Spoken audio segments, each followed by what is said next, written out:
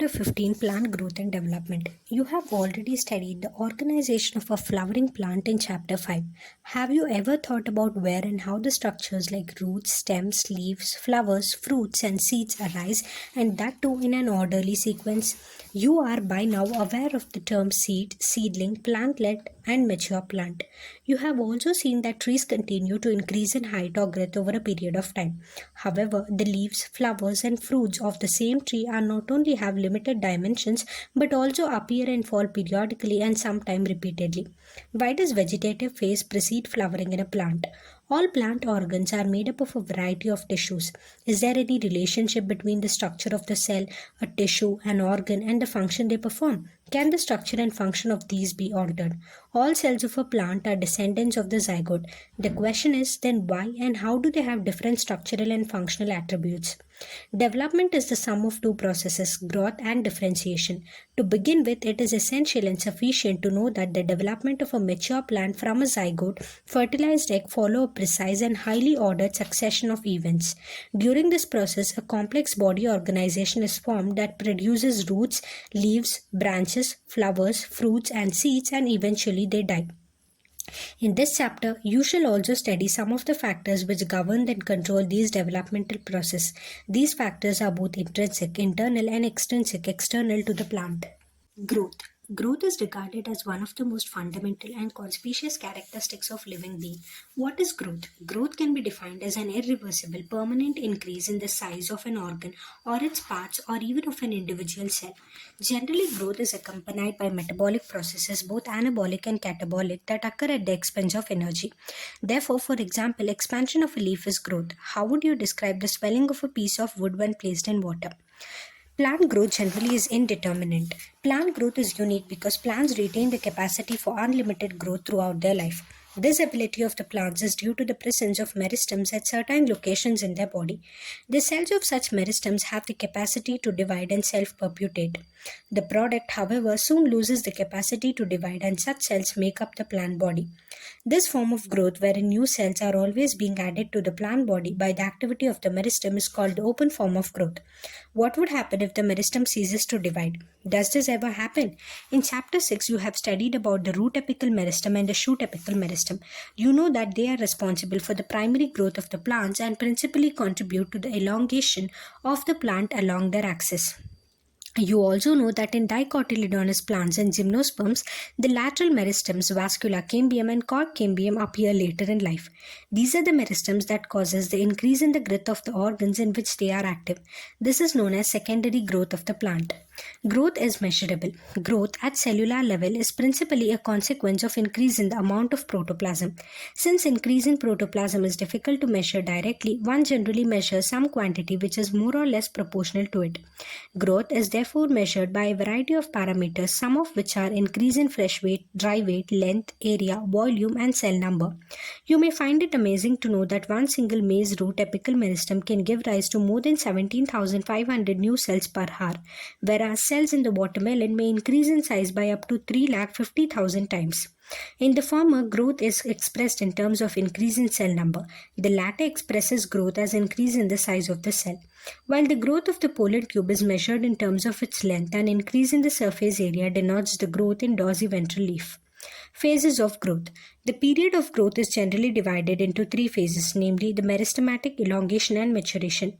Let us understand this by looking at the root tips. The constantly dividing cells both at the root apex and the shoot apex represent the meristematic phase of the growth. The cells in this region are rich in protoplasm, possess large conspicuous nuclei. Their cell walls are primary in nature, thin and cellulosic with abundant plasmodesmatal connections. The cells proximal, just next, away from the tip, to the meristematic zone represent the phase of elongation. Increased vacuolation, cell enlargement, and new cell wall deposition are the characteristics of the cells in this phase. Further, away from the apex, that is more proximal to the phase of elongation, lies the portion of axis which is undergoing the phase of maturation. The cells of this zone attain their maximal size in terms of wall thickening and protoplasmic modifications. Most of the tissues and the cell types you have studied in Chapter 6 represent this phase. Growth rates. The increased growth per unit time is termed as growth rate. rate. This rate of growth can be expressed mathematically. An organism or a part of the organism can produce more cells in a variety of ways. Figure 15.4 Diagrammatic representation of A. Arithmetic, B. Geometric growth, and C. Stages during embryo development showing geometric and arithmetic phases. The growth rate shows an increase that may be arithmetic or geometrical. In arithmetic growth, following mitotic cell division, only one daughter cell continues to divide while the other differentiates and matures. The simplest expression of arithmetic growth is exemplified by the root elongation at a constant rate. Look at figure 15.5. On plotting the length of the organ against time, a linear curve is obtained. Mathematically, it is expressed as LT is equal to L0 plus RT. LT is equal to length at time t and L0 is the length at time 0. R is the growth rate or the elongation per unit time. Let us now see what happens in geometrical growth. In most systems, the initial growth is slow, lag phase, and it increases rapidly thereafter at an exponential rate, log or exponential phase. Here, both the progeny cells following mitotic cell division retain the ability to divide and continue to divide so. However, with limited nutrient supply, the growth slows down, leading to a stationary phase. If we plot the parameter of growth against time, we get a typical sigmoid or S curve. A sigmoid curve is a characteristic of living organism growing in a natural environment. It is typical for all cells, tissues, and organs of a plant. Can you think of more similar examples? What kind of a curve can you expect in a tree showing seasonal activities? The exponential growth can be expressed as Wt is equal to W0 e power Rt, where W1 is the final size, weight, height, number, etc. W0 is the initial size at the beginning of the period, R is the growth rate, T is the time of growth, and E is the base of natural logarithm. Here, R is the relative growth rate and is also the measure of the ability of the plant to produce new plant material, referred to as the efficiency index. Hence, the final size of W1 depends on the initial size of W0. Quantitative comparisons between the growth of the living system can also be made in two ways. One, measurement and the comparison of the total growth per unit time is called the absolute growth rate. Two, the growth of the given system per unit time expressed on a common basis. Example, per unit initial parameter is called the relative growth rate. In figure 15.7, two leaves A and B are drawn that are of different sizes but shows absolute increase in area in the given time to given leaves A dash and B dash. However, one of them shows much higher relative growth rate. Which one and why? Conditions for growth. Why do you not try to write down what you think are the necessary conditions for growth? This list may have water, oxygen, and nutrients as well as essential elements for growth. The plant cells grows in size by cell enlargement, which in turn requires water. Turgidity of cells helps in extension growth. Thus, plant growth and further development is intimately linked to the water status of the plant. Water also provides the medium for the enzymatic activities needed for growth. Oxygen helps in releasing the metabolic energy essential for growth activities. Nutrients, macro and micro essential elements are required by the plants for the synthesis of protoplasm and act as the source of energy. In addition, every plant organism has an optimum temperature range best suited for its growth. Any deviation from this range could be detrimental to its survival. Environmental signals such as light and gravity also affect certain phases or stages of growth. Differentiation, dedifferentiation, and redifferentiation. The cells derived from the root apical and the shoot apical meristems and cambium differentiate and mature to perform specific functions. This act leading to maturation is termed as differentiation. During differentiation, cells undergo few to major structural changes both in their cell walls and protoplasm. For example, to form a trachea element, the cells would lose their protoplasm. They also develop a very strong elastic lignocellulosic secondary cell walls to carry water to long distances even under extreme tension. Try to correlate the various anatomical features you encounter in plants to the functions they perform. Plants show another interesting phenomenon. The living differentiated cells that by now have lost the capacity to divide can regain the capacity of division under certain conditions. This phenomenon is termed as dedifferentiation. For example, formation of the meristems, interfascicular cambium and cork cambium from fully differentiated parenchyma cells. While doing so, such meristems tissues are able to divide and produce cells that once again lose their capacity to divide but mature to perform specific functions. That is, get redifferentiated. List some of the tissues in a woody dicotyledonous plant that are the products of redifferentiation. How would you describe a tumor? What would you call the parenchyma cells that are made to divide under controlled laboratory conditions during plant tissue culture? Recall in section 15.1.1, we have mentioned that the growth in the plant is open, that is, it can be indeterminate or determinate. Now, we may say that even differentiation in plants is open because cells or tissues arising out of the same meristem have different structures at maturity. The final structure at maturity of a cell or tissue is also determined by the location of the cell within. For example, cells positioned away from the root apical meristems differentiate as root cap cells, while those pushed to the periphery mature as epidermis. Can you add a few more examples of the open differentiation correlating the position of the cell to its position in an organ? Development. Development is the term that includes all the changes that an organism undergoes during its life cycle from germination of the seed to senescence. Diagrammatic representation of the sequence of the process which constitute the development of a cell of a higher plant is given in figure 15.8. It is also applicable to tissues and organs. Plants follow different pathways in response to environment or phases of life to form different kinds of structures. This ability is called plasticity, that is, heterophyly in cotton, coriander, and larkspur. In such plants, the leaves of the juvenile plant are different in shape from those in the mature plants. On the other hand, difference in shapes of the leaves produced in air and those produced in water in buttercup also represent the heterophylous development due to environment. This phenomenon of heterophyly is an example of plasticity. Thus, growth, differentiation, and development are very closely related events in the life of a plant. Broadly, development is considered as the sum of growth and differentiation. Development in plants, that is, both growth and differentiation, is under the control of intrinsic and extrinsic factor.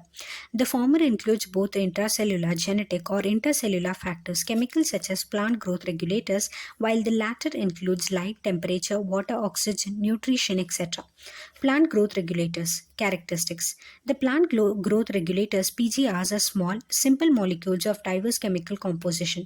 They could be indole compounds, indole 3-acetic acid IAA, adenine derivatives like N6 furiphyrylamino-purine kinetin, derivatives of carotenoids like abscisic acid ABA, terpenes like gibberellic acid GA3, or gases like ethylene C2H4. Plant growth regulators are variously described as plant growth substances, plant hormones, or phytohormones in literature. The plant growth regulators can be broadly divided into two groups based on their functions in a living plant body. One group of the plant growth regulators are involved in growth promoting activities such as cell division, cell enlargement, pattern formation, tropic growth, flowering, fruiting, and seed formation. These are also called plant growth promoters. Examples are the auxins, gibberellins, and cytokinins. The plant growth regulators of the other group play an important role in which the plant responds to wounds and stresses of biotic and abiotic origin. They are also involved in various growth inhibiting activities such as dormancy and abscission. The plant growth regulator abscisic acid belongs to this group.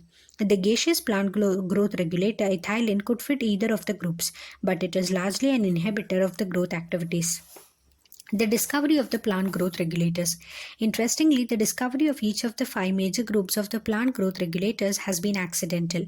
All this started with the observation of Charles Darwin and his son Francis Darwin when they observed that the coleoptiles of the canary grass responded to unilateral illumination by growing towards light source phototropism.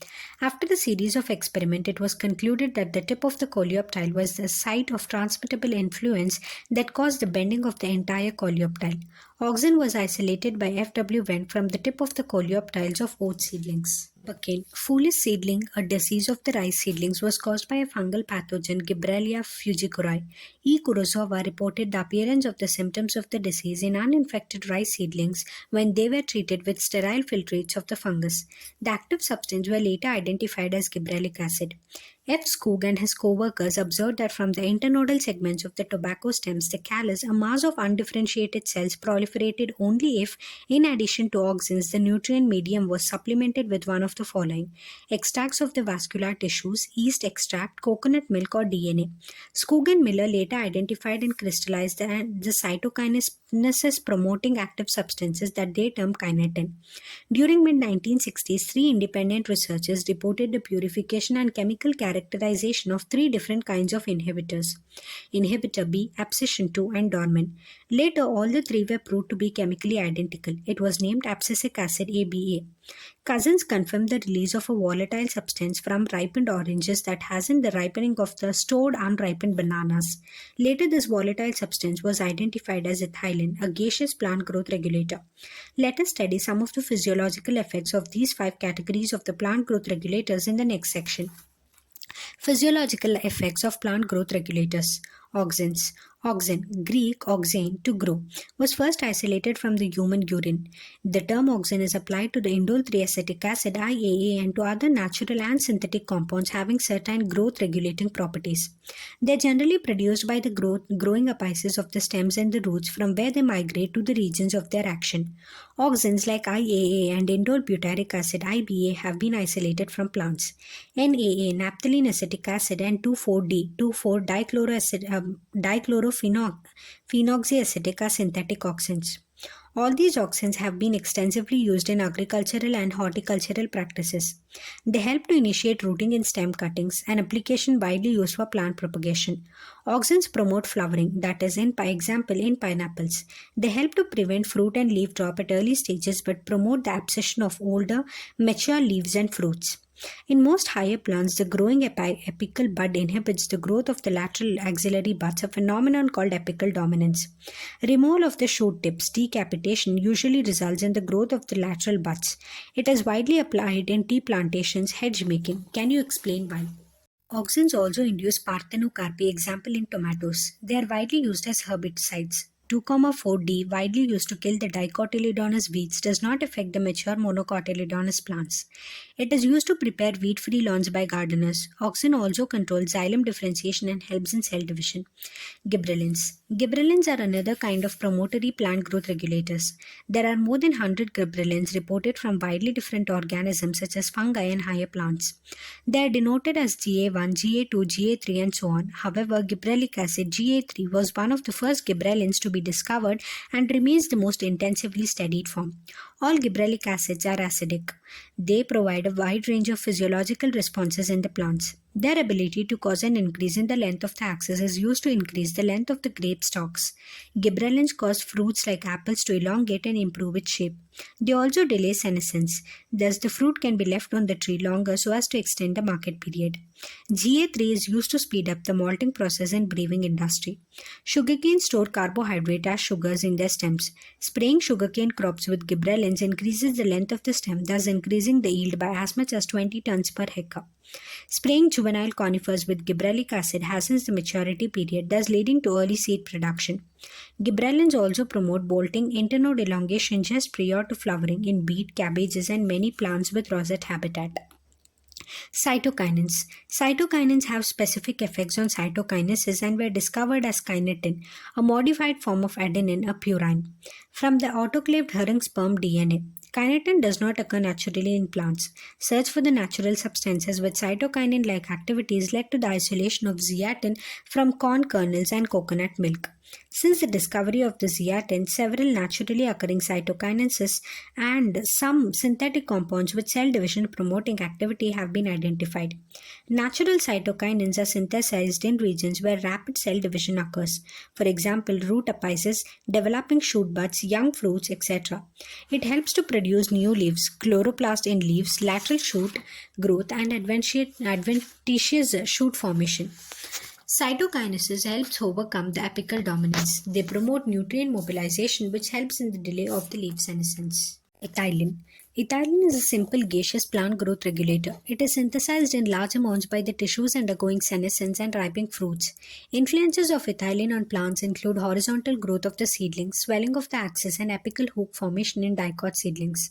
Ethylene promotes senescence and abscission of the plant organs, especially of the leaves and the flowers. Ethylene is highly effective in fruit ripening. It enhances the respiration rate during ripening of the fruits. This rise in rate of the respiration is called respiratory climatic. Ethylene Ethylene breaks the seed and the bud dormancy initiates germination in peanut seeds sprouting of potato tubers. Ethylene promotes rapid internode or petiole elongation in deep water rice plants. It helps leaves, upper parts of the shoot to remain above water. Ethylene also promotes root growth and root hair formation, thus helping the plants to increase their absorption surface. Ethylene is used to initiate flowering and for synchronizing fruit set in pineapples. It also induces flowering in mango. Since ethylene regulates so many physiological processes, it is one of the most widely used plant growth regulator in agriculture. The most widely used compound as source of ethylene is entefon. Entefon is an aqueous solution, is readily absorbed and transported within the plants and releases ethylene slowly. Ethefon hastens fruit ripening in tomatoes and apples and accelerates abscission in flowers and fruits, thinning of cotton, cherry, walnut. It promotes female flowers in cucumbers, thereby increasing the yield. Abscisic acid. As mentioned earlier, abscisic acid ABA was discovered for its role in regulating abscission and dormancy. But like other plant growth regulators, it also has other wide-ranging effects on plant growth and development. It acts as a general plant growth inhibitor and an inhibitor of plant metabolism. ABA inhibits seed germination. ABA stimulates the closure of the stomata in the epidermis and increases the tolerance of the plants to various kinds of stresses. Therefore, it is also called the stress hormone. ABA plays an important role in seed development, maturation, and dormancy. By inducing dormancy, ABA helps seed to withstand desiccation and other factors unfavorable for growth. In most situations, ABA acts as an antagonist to gibberellic acids. We may summarize that for any and every phase of growth, differentiation, and development of the plants, one or the other plant growth regulator has some role to play. Such roles could be complementary or antagonistic. These could be individualistic or synergistic. Similarly, there are a number of events in the life of a plant where more than one plant growth regulator interact to affect that event. Example, dormancy in seeds, buds, abscission, senescence, apical dominance, etc. Remember, the role of the plant growth regulator is only of one kind of intrinsic control. Along with the genomic control and extrinsic factors, they play an important role in plant growth and development. Many of the extrinsic factors such as temperature and light control plant growth and development via the plant growth regulator.